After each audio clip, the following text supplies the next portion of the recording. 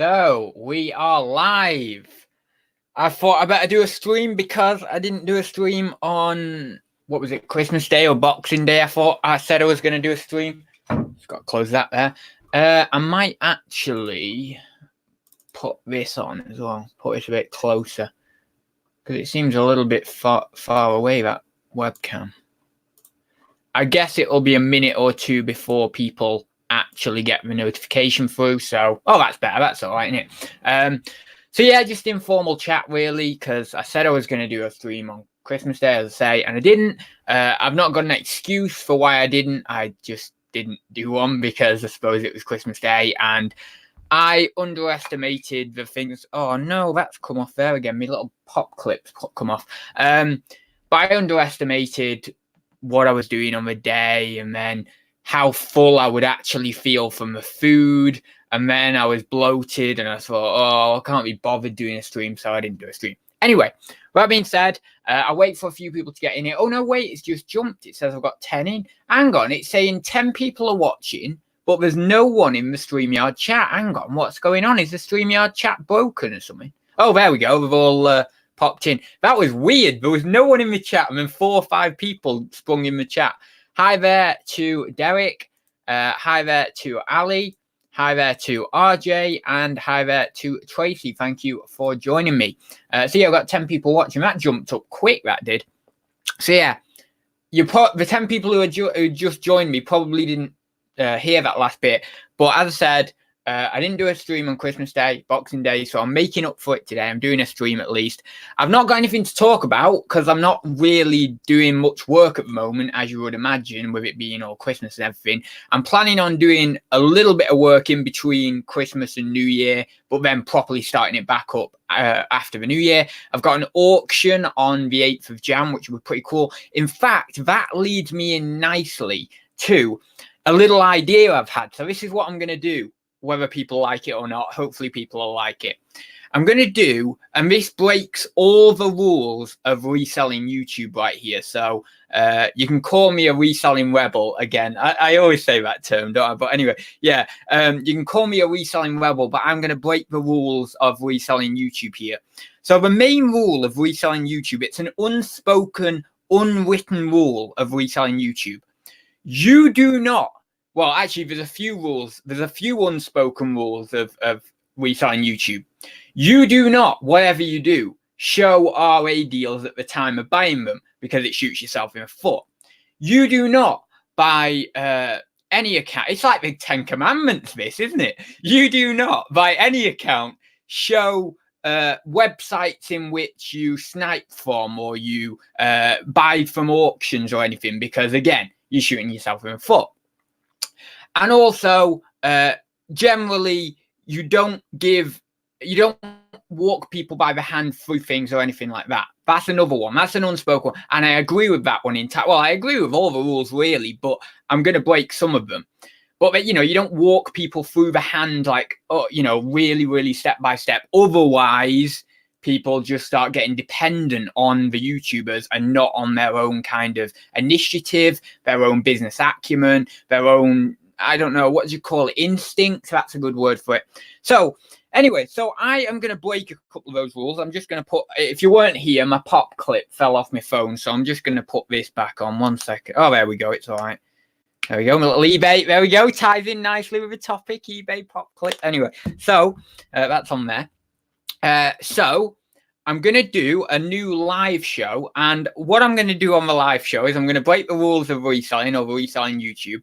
And we're going to go into eBay on the live show. This is my idea, my plan for it anyway. I just came up with this today because I suppose, we're a day after quit. Obviously, in this country, as we found out the other week, Boxing Day isn't in America. But in this country, obviously, I know there'll be a few Americans watching. But in this country, we have Boxing Day. So generally, Christmas Day and Boxing Day, both of those days, I don't really do any work. Or I might do an odd little bit, but I won't do hardly any.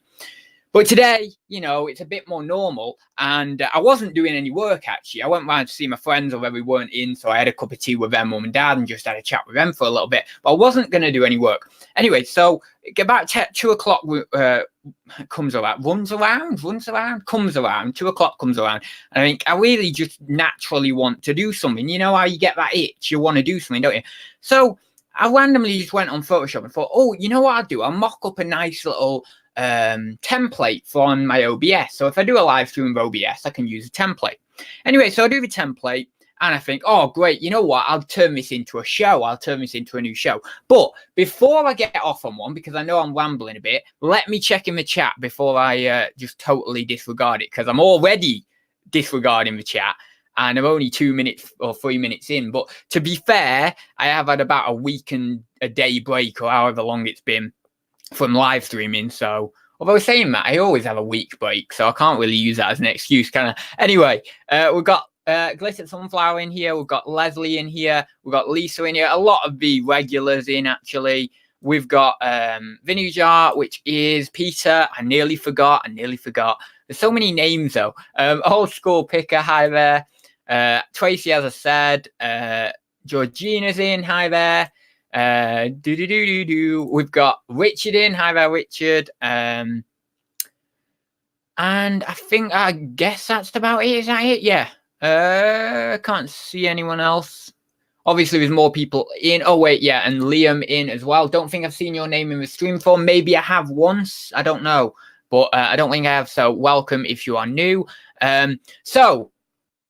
We still don't know what he's going to do. He's such a tease. Well, I don't know. I thought I was saying it. But anyway, you know what I'm like. I always get to it. But in the end, in about 10 minutes time. So I have to have... after about 20 minutes build up that I don't even realize I'm doing. So yeah, I was thinking, right, I did this structure, right? I did this structure on Photoshop for the OBS, and I thought, right, well, we'll do a new reselling show because I want something different, something new. And, you know, I think that psychologically with the new year coming in, you know, you want something new for the new year. Anyway, I don't know. So yeah, I'm going to do this. And what I'm going to do is, as I said, I'm going to break the rules and I'm going to go into eBay.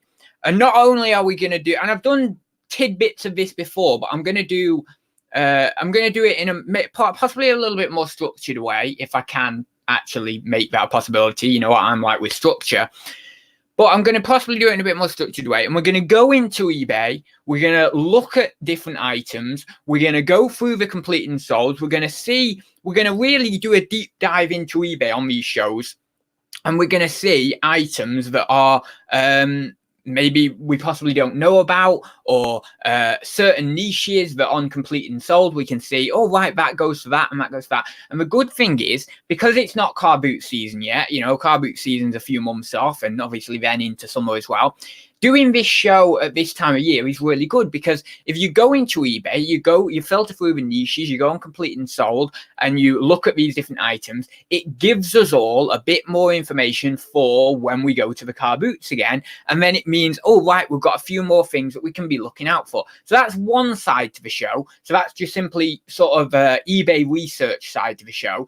Now, it's also going to be good for new resellers, because so many times do I and other people on Instagram or on comments or whatever it may be get the question, how do I know what something's worth? Or how do I know this? Or how do I know that? How do you know that's worth that amount of money, or whatever it is? There's loads of variations I've had over the years on that question. And while I've done videos here and there, it's sprinkled in on videos here and there, different sort of tutorials, or within a video I've kind of talked about it briefly on how to check complete and sold and all that. Doing this regular show of actually going into eBay and checking the complete and sold, and possibly me giving a little bit of my experience, and possibly saying, you know, this is how I check complete and sold. There's other ways to do it, of course, and we'll explore different ways of checking complete and sold. We'll possibly explore, as I say, we'll do a deep dive into eBay and, you know, look at the complete and sold in various different ways, and obviously that gives a little bit of an angle towards the beginner. So got a bit of an angle there towards someone who has been reselling for a while and is possibly going to learn bits and bobs new from the items that we may find on Complete and Sold, especially if I can do it. I'm just thinking now, I could possibly do it where I search by niche. So, or sorry, not niche, category on eBay. So then, because if I type something in, obviously that means that I have to know of that item already. But if I search by category and then obviously filter by Complete and Sold some way that way, or by subcategory or whatever, then we can actually get a list of things that we don't really know about, and that'll be pretty interesting. But also, aside from that, again, breaking one of the rules of reselling YouTube, not that wasn't really particularly breaking one of the rules, but this definitely is. I'm going to be showing the way I not just view things, because sometimes obviously I go to, or quite a lot of the time I go to physical viewing, for an auction. But I do an online view as well. And I've refrained from sharing the way I do the online view for quite a while. A few people in the past have said, oh, maybe it's worth you not sharing that and all the rest of it. But I thought, you know what? Now I want to share it. I want to share how I go through that process. I want to share more intimately about that process, because I think a lot of people want to see that. It's interesting. It's different. And it's something that isn't necessarily talked about that much. And the reason it's not talked about is because it's one of the unspoken rules of reselling, or it's a sub unspoken rule of reselling. So I'm going to do that, and we're going to go through, and not only am I going to do that while I'm looking through the auction, and we've got, we can see together bits and bobs that, in these boxes and stuff from the pictures online, I'll also be going back onto the eBay tab, searching them, and you can also see a process of how I'm obviously sort of estimating in my mind what I'm going to look to pay for that particular job lot, or how I'm going about learning about, how I want to, if I want to buy that job lot, or how much I want to spend on it, or the rest of it. And while, again, this is possibly tied in more to new resellers, there is going to be valuable information there and also just a little bit of entertainment there for people who've been doing reselling a while, because just like me, you guys don't know what we're going to find in these job lots. You don't, we might go onto this site, we might look at these job lots, and there might be something weird and wacky in there. And then we think, oh, right, well, type that into eBay. Maybe none of us have heard about it before. We type it in, we all learn something new, even the experienced people. So that's going to be a part of it as well. And I've got it on Photoshop here, so I've got a little banner of what I'm doing. So we're also going to do chat as well. So during the live stream, obviously, I don't know how long these live streams are going to be. Don't ask me that. I haven't a clue. Possibly the usual hour, possibly less than an hour, possibly more than an hour. I really don't know. Probably just depends on how it flows and what I've got to talk about, and whether I do any pre-structuring to it before I actually go live. But we're also going to have the usual chat. We're going to have questions, things like that. Questions are going to come up anyway while I'm going through these things.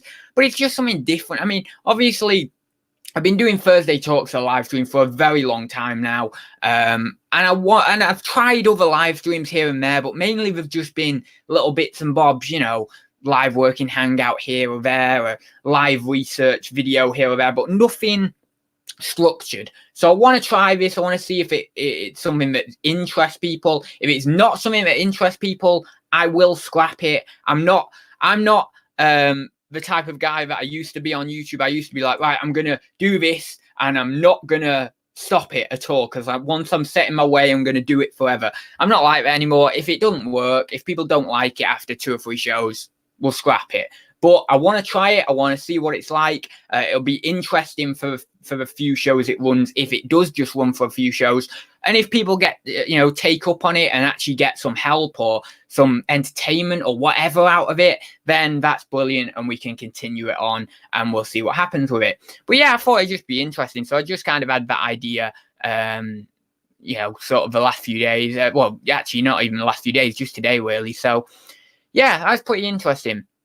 Anyway, so I think that because obviously the other one thing before I actually look in the chat, because I know we've got a couple of questions, the other one reason I wanted to do that is because at the moment we have Thursday talks, and that's very informal and very not structured, or unstructured.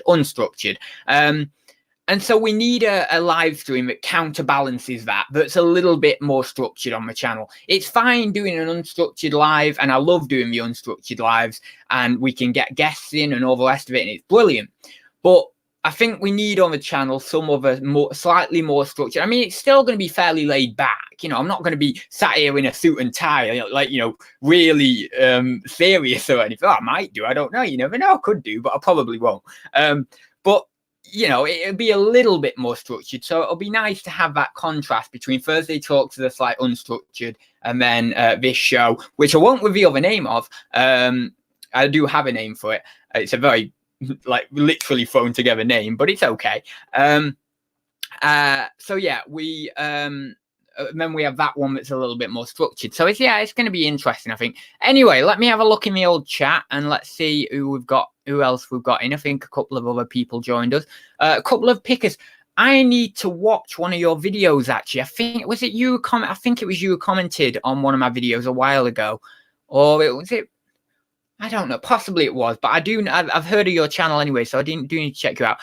Mousehold Fish, another regular there.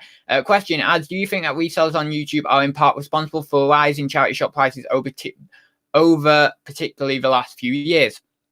Right, we'll get into this. This is another one taboo breaking thing, because I'm supposed to, well, really I can have my own opinion on this, and it's not really an unspoken rule, but anyway, so I mean, I should say, shouldn't I, really? No, I don't think it is. I think that it probably hasn't affected that and all the rest of it, but no, I do think that definitely it has contributed to the rise in price. I know for a fact there's definitely 100% definitely one charity shop manager who watches my videos. Not all of them, not religiously or anything like that, but just watches, some of them.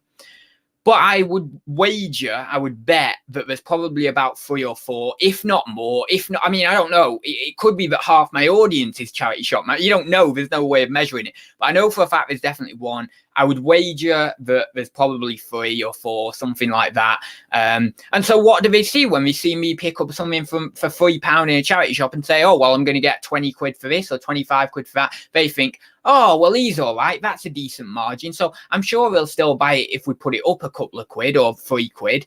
And, then they get a bit more money for it or whatever. But then obviously I can't buy it for that because I'm thinking, well, it's not enough of a margin. There is a disconnect. This is talk about reselling. This is a gem here. This is a gem. No one tells you this. Right. There's a disconnect between resellers and charity shop managers. And I think YouTube has created the disconnect even larger. Charity shop manager, you talk to a charity shop manager and you say, I'm a reseller, right? And we don't discuss margins with charity shop managers as resellers. Very rarely. We'll just take the price and we don't discuss margins really. But if you say to us, if you actually were open and honest and had a conversation, you sat down in a room with a charity shop manager and say, look, this is what I do. These are my margins. I buy this for £3 and I want 12 quid plus postage out of it. Or I want 15 quid plus postage out of it. Minimum, absolute minimum. Or let's say you like a better margin than that, because I know there's some people out there who want to buy something for £1 to flip it into £20 and won't take less than that, right? So they won't buy it for more than that. So they wouldn't buy it for £2 for £20. And that's fair enough. That's their prerogative. It's their margin. But if you sat down with a charity shop manager and you said, oh, my margin, my minimum margin is £3 into £12 plus postage, they're going to think that's crazy. Because let me make this argument. What did you think when you first started reselling? When, let's say, you picked something up for 2 quid and, maybe you've made a few fails first off, but let's say you get to that first item where you pick it up for 2 quid and you make 20 quid on it. You think that's marvelous. You think, oh my God, it's daylight robbery. It's incredible. So that's the viewpoint of an ignorant, possibly ignorant. I don't like saying the word ignorant though, because it has a very rude or kind of, kind of a rude connotation to it really when you say ignorant. Well, certainly if you say it in a certain way, but let's say they are a little bit ignorant to that world of margins within the small business of reselling. And so there's this disconnect, and then they think, hang on a minute, no, he doesn't need to be getting that bigger margin. He's just trying to cream off the top or whatever. So then they hear about that. They then put the price. Oh, we'll still buy it even if it's a £5. Oh, we'll still buy it even if it's £7. And then we come in, and possibly some resellers, and myself included, I've done this from time to time. Sometimes I will take that lower margin, even though it's not brilliant. I won't take that all the time, definitely not. But sometimes I will. If I've not been picking up hardly anything, and I just need to pick something up, and I take a couple of quid less on the margin, right? But then what happens is some people don't, some people do, and then the charity shop managers partially still think that that margin is okay, so they still keep the prices at that. Some charity shops fall behind because resellers at certain charity shops you don't pick things up anymore, and then they're stuck with higher value, basically items that are priced highly, and a shop full of them, and maybe the general public are just about sustaining the shop, but that's about it. But then you have other shops that the managers are getting gratified because the resellers are still buying at that higher price, and then they still think it's all right. And it's fine. It's not that it isn't all right. It's that whatever they choose to price at, whatever a charity shop manager chooses to price at, that is fine. I want to get that out there. But I mean, it's in my subjective viewpoint, my biased viewpoint as a reseller, it's somewhat, it gets me a bit, because I'm like, yeah, but I'm a reseller and I want that, I want that better margin. But we keep that prices high, and then it means that it just goes round like that, and the resellers end up just getting pushed out essentially slowly. So yeah, I think there is a real disconnect between charity shop managers and resellers, and I think that has been amplified by YouTube. I really, really do. We can't deny that not charity shop managers, but managers of thrift stores or charity shop managers at some point have been watching videos, because we know for a fact that Craigslist Hunter said that thrift store managers have been watching his videos, and that was a year or so ago. I am sure without a doubt that there is a good handful of Nick's audience. Well, when I say handful, I don't mean a huge amount of people, but just maybe a small handful of people of Nick's audience who are charity shop managers, who are watching the videos, and who are then thinking, oh, well, he's getting quite a good margin there. I'm sure we could put up the price and he'll still buy from us, or these resellers will still buy from us. So, yeah, but I'm not going to stand here and I'm not going to say, well, it's completely wrong and immoral for those charity shop managers to put the prices up or anything. If they feel they can achieve that, if they can get some more money from the charity, then brilliant. How much of that money actually goes to the charity in the end is debatable, because I've heard it from so many people before. I don't know whether it's true or not, but it does seem logical that a lot of that money from charities just ends up going to oh God, bloody hell, my voice is gone, man. I'm speaking too much. I'm not used to speaking like this. I've not done it for a week. Anyway, so I think, it gets creamed off at the top, and obviously the CEO or whatever is making a fortune out of the charity, and how much of it actually goes to kids in Africa or wherever it may be, or kids in poverty in this country, or cancer research or whatever. I don't know. So we've also got that debate and stuff. But in that regard, you then come at it from a counter argument and say, well, really, they should be charging more, just so that then it counteracts someone creaming it off at the top. But that doesn't actually get rid of the fact that they're creaming it off at the top. Sorry, I've just had a super chat, so I'll just put this up. It just popped up here. Hello, everyone. How's your Xmas been? Double Karma. I'll just pop you up on the screen, Double Karma. Thank you very much for the super chat. I appreciate it. My Xmas has been very good. It's been, it's been really, really nice, actually. I'll get onto that I will get onto that in a second. But yeah, so that's the whole charity shop thing. That's the YouTube, what I think about it, really. What was the question here? I forgot what the question is, but yeah, you said something about YouTube and charity. Was it charity shop managers watching? I forgot what the question is. You know what I'm like, I ramble too much. So yeah, I'll just get on to this question from Double Karma then. So I don't know how everyone else's has been. I'm guessing people will start to tell you in the chat now anyway. Well, yeah, drop it in the chat. How's your Xmas been? But yeah, mine's been good. So I went round we had a few different changes of plans and stuff here and there. But I went round my friends on Christmas Eve, and that was really nice. We actually opened a load of presents on Christmas Eve because I wasn't going to see. Well, I didn't know whether I was going to see them on Christmas Day or not. We didn't know what the structure of Christmas Day was going to be like in relation to me going round to see them, because, of course, I had my things there and they had their things to attend to as well. They were going out as well. But it turns out I did see them on Christmas morning anyway. But we opened a lot of the presents on Christmas Eve, and we just had a laugh, and it was brilliant. And really, really nice. That was Christmas Eve. And then Christmas Day, grandparents came round, as I mentioned. I won't go into it too much because I've been into it about 3 times over the last few weeks. People are sick of hearing it. But so my grandparents came round. We had the food and everything. Really nice. I did get quite bloated. And I did actually sneak a bit of meat. I know I'm a vegetarian, but I did have, you can't not have a couple of pigs in blankets. I couldn't do it. But with pigs in blankets there, they used to be my favorite. And I was, I'm having that. So I had some pigs in blankets. And then the next day, when I was around my grandma's, which was yesterday, Boxing Day, because we have 2 Christmas days, as I mentioned. So we had one day where my grandparents came around here, one set of grandparents, and the next day, yesterday, we went round to my other grandparents, and there was another couple of pigs in blankets there, and I thought, oh yeah, well, I've got to have a bit of, and I did have a tiny sliver of turkey, but not much. But I do like to think of myself as a vegetarian and a meat eater, in between. I'm not a meat eater. I'm not necessarily an incredible well, I am a vegetarian, really, but I'm in between. I don't define myself as one or the other. I'll sneak a bit of meat. I'll have the veg mainly, but I do a bit of that kind of thing. Anyway, don't tell anyone, because it's not a very moral stance. I don't know whether it is or not, but it's my life, so I'm going to do it anyway. That was how mine was. It was very good. I got plenty of presents. Oh, I got this speaker here, actually. This was from my friend's mum and dad. I wasn't expecting a present. I wasn't expecting a present from them or anything, because bear in mind, that's my friend's mum and dad, not my friends specific. Obviously, when I go around there, it's almost like my adopted family around there, so we're very, very close. But they got me this speaker, which was really nice. And this is a JBL. That's a good brand, that is. It's a JBL Harmon or something.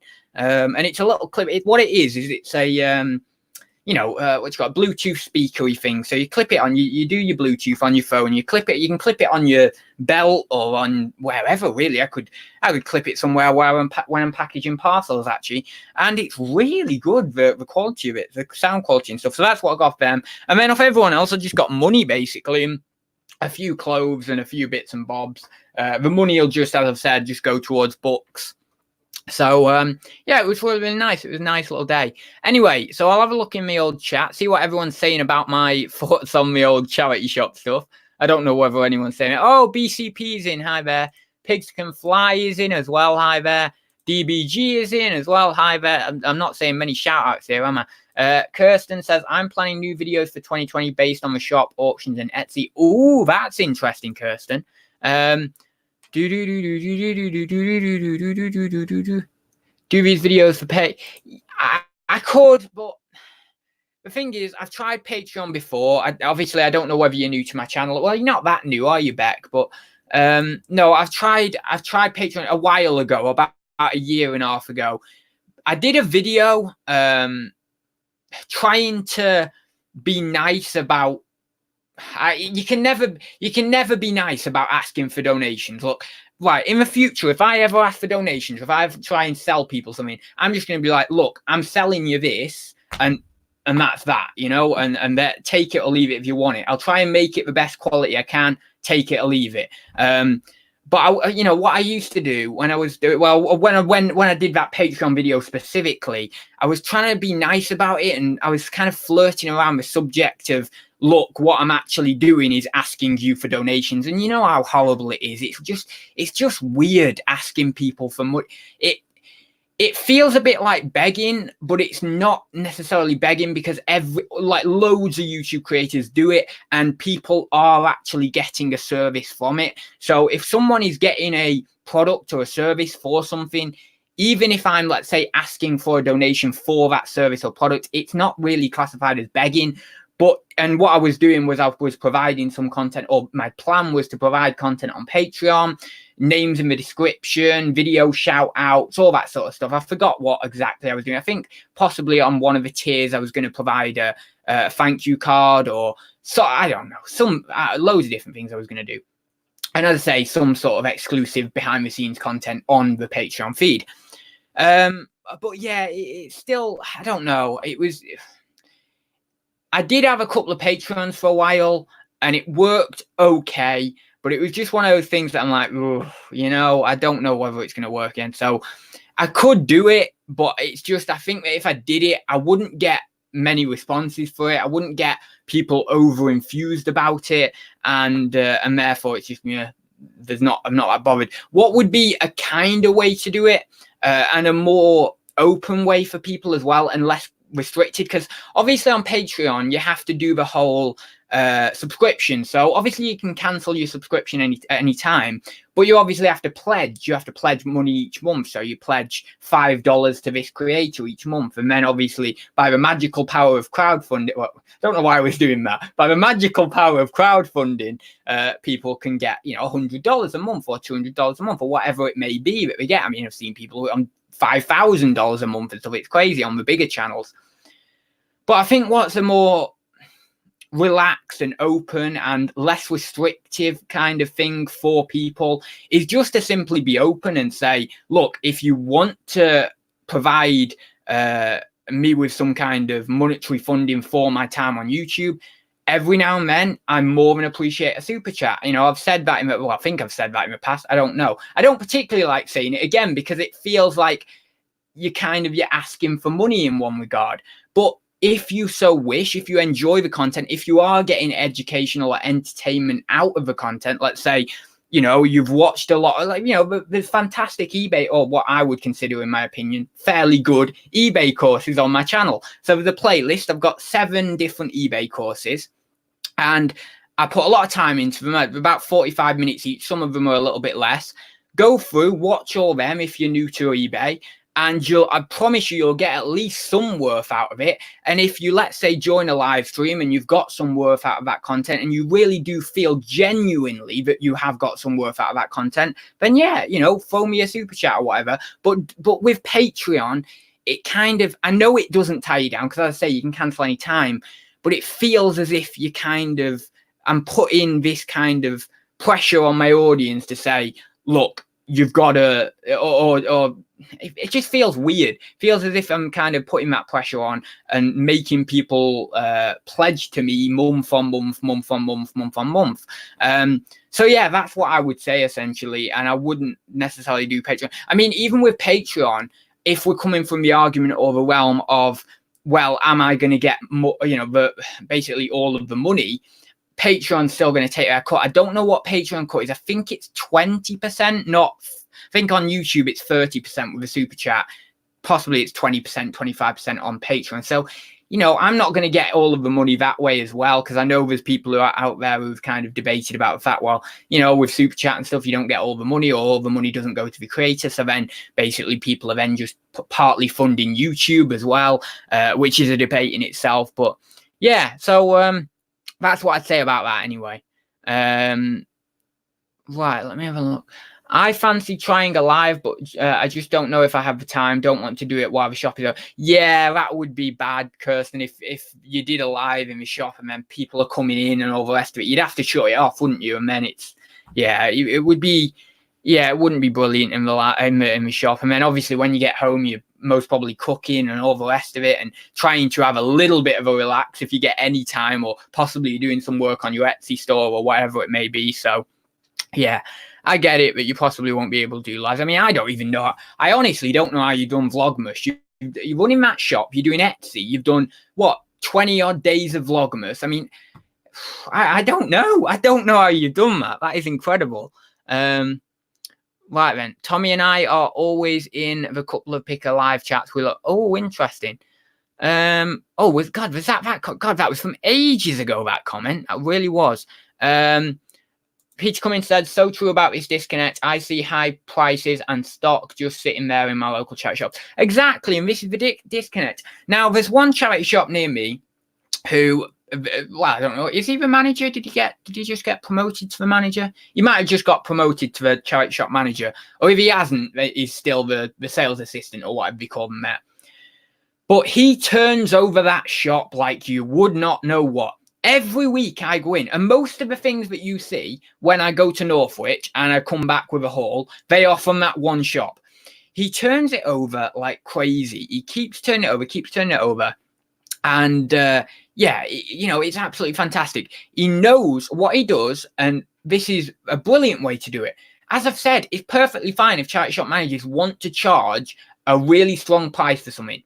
But what this sales assistant manager does, and I'm very, very good friends with him.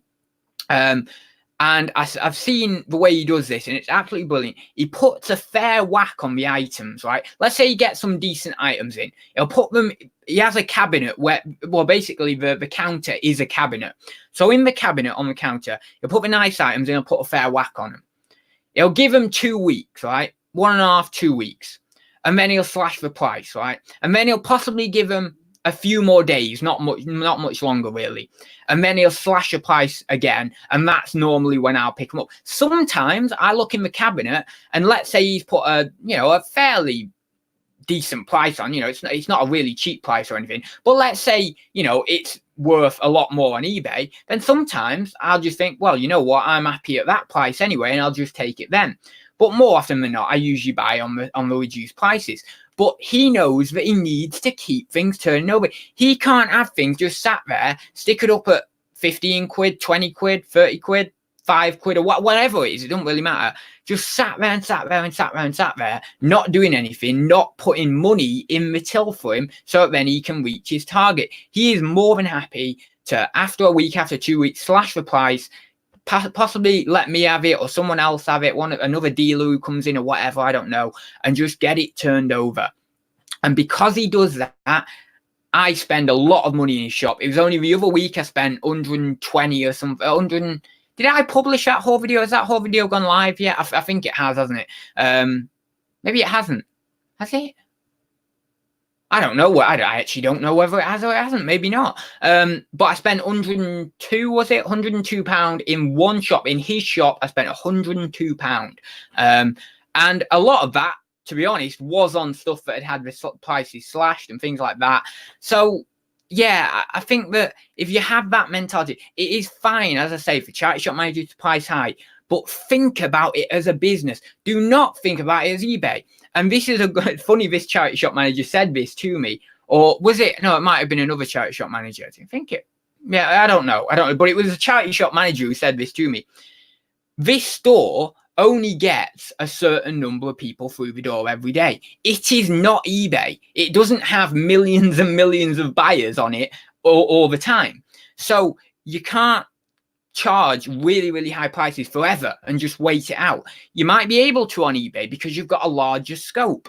But in a charity shop like this, when you've got a certain, restricted number of people coming through the door, there isn't a huge amount of people coming through the door every day. You cannot just keep sitting there and charging these high prices without reducing them at all. You just can't do it because otherwise stock sits there. What is the name of the game? Whether it be for us, whether it be for charity shops, whether it be for Tesco, whether it be for, I don't know, where else is a Home Base or B&Q or whatever. What is the name of the game? It is selling. Why, even in Tesco or in B&Q or in wherever, they sometimes clear things for a loss because they realize, oh, hang on a minute, this product line isn't working for us. We need to reinvest that money. So we're clearing it for a loss and then we're putting that money into something else. So that's sometimes the mentality that these charity shop managers have to have. Obviously, they're not going to clear it for a loss anyway because they get it for free. Obviously, we've got heating and lighting and all the rest of it. But I imagine, I'm not 100% sure on this, but I imagine they get discounted rates on those anyway. And of course, discounted rates on the rent as well, or on the rates actually. So, if they're going to do that, then they essentially need to, they just need to cut the prices. They need to get things out. They need to get things churning. And even if you get £1 for it or £10, well, really, what's the best? Would you rather have I don't know, £10 in 6 months' time, or £1 now, or £2 now, or whatever. I personally, this might sound insane to you, but I'd rather have £1 over £2 now, because how much could you flip that £1 or £2 into in the 6 months that you're waiting for a tenner? That's something that I've heard someone else say. I don't know who it was though. Possibly Zahir or someone. I don't know. Someone said that anyway on a video before. I'm not laying claim to that one. Probably someone incredibly successful has said it as well. But yeah, so that is exactly it. You've got to have, all of these businesses have got to have that mentality. I'm not saying sell everything for a loss, because that's not good practice at all. But when required, these big businesses and even as small businesses, we have to think, right, we've got to get things churning over so we can reinvest the money into something better. And this is what the charity shop managers have lost. They've lost that mentality, and they've got this awe on eBay. They're like magpies to the shiny thing of eBay. They're like, oh, but if on eBay it can get that, maybe we can get it at our little charity shop. Oh wait, hang on, no, wait, because how many buyers do eBay have? How many buyers come through the door of this charity shop? Oh no, wait, we're a totally different marketplace. But they don't think like that, do they? That doesn't go through the mind, you see. It goes through the mind of, select few charity shop managers who actually, know what they're doing and stuff, and have a bit of experience in business and retail and all the rest of it. But certain charity shop managers get blinded by that. It's like a silvery little piece to a magpie. It really is, honestly, eBay. We just had a super chat in from Tommy. Thank you very much, Tommy. I will go down and check out. He says, happy holidays and a happy new year, my friend. Thank you very much. I very much appreciate it. I will just put that up for you, Tommy, there. Yeah, it's going to be New Year as well soon, isn't it? That's come around fast. It's a weird one, isn't it? The kind of time between Christmas and New Year. It's almost a you feel like you're floating around in space, because you don't want to get too back into it. Well, you want to get too back into it, but you don't feel like you can get too back into your work, because you've still got that little bit of New Year where it's still a bit sort of holiday-like. So it is a weird one, that kind of transition, the transition we're in. I always find it odd. Boxing Day goes along, and then I think, oh, right, we're in this weird period now between Christmas and New Year. But it is actually going to be, and I only thought about this the other day, I can't believe I didn't realize it, but we are actually going to go into another decade now, which is incredible. We're going to go into 2020s. We're going to be going into the 2020s. That is incredible, isn't it? We've done that. Oh, Tommy's just said ads as well. Have you just popped in then, Tommy? I don't think I've seen you pop in before. You weren't in before, were you? We've got Nick in. Now, Nick, you did that 19 questions, didn't you? I need to check that out as well. I guess did you see my video where I tagged you in it, or did someone else tag you? I don't know, but I'm going to check out your video anyway on that. Right, then let's have a look. See who else is in. So we've got Myra in as well. Hi there. We've got DB Resellers. Hi there. We've got, fun fact, pork is the only meat that turns into live maggots once decayed. It's classed as unclean meat. Oh, God. Oh, you really have to say that to me now. Oh, my God. I love your philosophy, Ads. As a vegetarian who eats meat, there's hope for this country. Yeah. Oh, my God. A vegetarian who eats meat. He's a veggie, but just has wafer thin ham. Oh, my God. That's brilliant. Those poor pigs. I know. It's terrible, isn't it? It's not my fault. I can't help myself. Anyway, let's have a look. Caught a cold, but everyone's got a cold. My grandma and granddad's got a cold. My dad's got a cold. My mum's had a bit of a cold.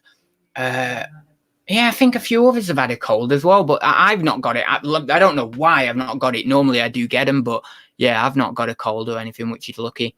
But yeah, it is that, and it's weird, isn't it? But it's always around Christmas. Everyone seems to get cold around Christmas, and most people have it on Christmas Day. It's really odd how it works. It really is. But I've had a cold on Christmas Day a few times, actually. I had one, maybe not last year, but the year before I had a cold on Christmas Day. It's very odd. I noticed that the cancer shop prices on clothes creeping up. Possibly, I don't know whether what it is about clothes, because obviously I don't really do clothing, but I've always found when I've looked at the stickers of clothes that they're fairly high priced. But then again, I go in Scope and I go in certain shops in my town, and then you've got £1 sales or £2 sales. So, and I see brands, not brilliant brands, maybe M&S and stuff. But sure, I mean, I don't know anything about clothing, but surely, just indirectly from what I've heard and stuff, surely on a little M&S blouse or whatever it is, you're going to squeeze a tenner out of it. And if it's going up, for a pair, I don't know, I'm just making it up. I just think that's probably what we go for. A nice little M&S blouse, possibly a nice little floral print on it, $12.99, maybe even $12.99, $14.99. Yeah, 40, yeah, maybe $14.99. Who knows? I'm not a clothing seller, but let's say that they go for $14.99. I bet you I'm right on that as well. I bet you I'm right on that. Nice little floral print blouse, lovely, all nice. But yeah, so a little, but I think I've possibly seen slightly better brands. I mean, these aren't like incredible brands, but little blouses and things like that of sea salt and stuff. What's the other? There's another brand. Oh no, I think White Stuff's a little bit better brand, isn't it, than sea salt? So I don't think I've seen any White Stuff on the sale rails or anything. But it's been, little tidbits here and there. I've seen, oh yeah, that might be something, but I don't pick them up because, yeah, okay, I could make some money on them, but I'm not clothing. I don't do it. I've tried it too many times. I know you're probably saying to me, Adam, you're ridiculous. You should pick it up. Why are you not picking it up? But I've tried on the mannequin. I've tried doing the photographs. It just doesn't go with me. It does not suit. It's like I've not got a jigsaw, but I was looking for a jigsaw puzzle then to show my analogy. But obviously, where the hell am I finding a jigsaw puzzle? Anyway, so, it's like I've got no, wait, not doing a round hole analogy. It's like I've got a square hole and then I'm a round. No, wait, that's still bad. It's like I've got a square hole and I'm a triangle. There we go. That's not too bad. So I've got a square hole and I'm a triangle and it just doesn't fit in. It just does not want to go in. So, oh God, oh no. I've said it anyway.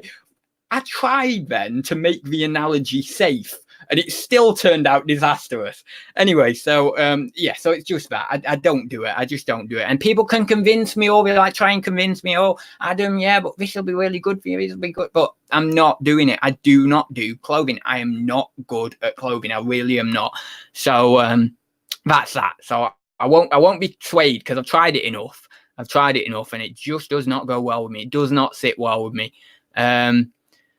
Nate is here. Doesn't he deserve a mention? Yeah, well, Nate is in Everyday I'm Hustling, is it? Is that his name on YouTube, Everyday I'm Hustling?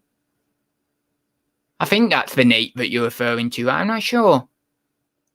I don't know. Anyway, I don't know, but I can't see his name up there. It is Everyday I'm Hustling, isn't it? Or something like that. Anyway.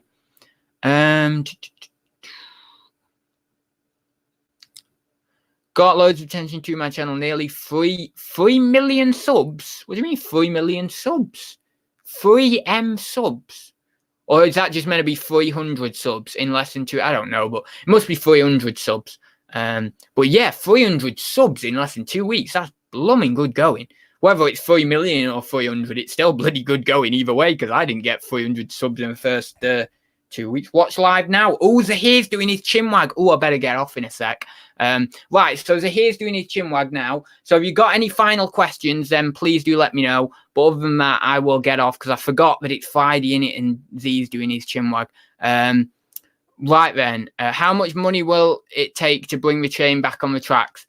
I'm back on the tracks now, don't worry. Oh, I didn't see that one, Dave. Thank you very much for the super chat, Dave. Merry Christmas, Liam, back in a few minutes. I know I've literally just had that notification, so I am going to go in a second. Thank you very much for everyone dropping in. I'm literally just going to do a very quick sweep up the chat just to see if there is any more questions, but I don't think there is. I obviously, I'm conscious of the fact Z and Beck on, so I do want to get off now. So then everyone can go over there. Obviously, you're going to go over there anyway. Yeah.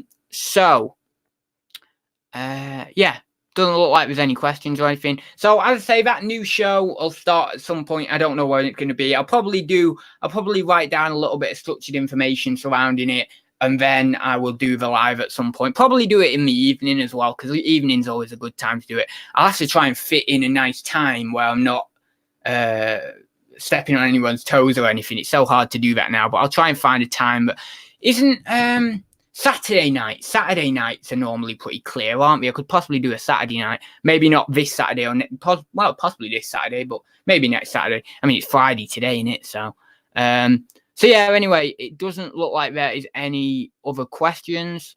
Lol, who wears these floral M&S blouses? I don't know. People like my grandma wears floral M&S, but well, not floral actually. They're just a singular color. Sort of a greeny colour. I don't know, but I bet the $9.99 tenner. Come on, Kirsten, we've got to be a tenner. You got to give me that. We've got to be a tenner. Anyway, so we'll leave it there. Yeah, doesn't look like there's anything else. So anyway, thank you very much, Dave, for the super chat there as well. Just before I go, and I will leave it there. So I will let you guys go off over to the Beck stream.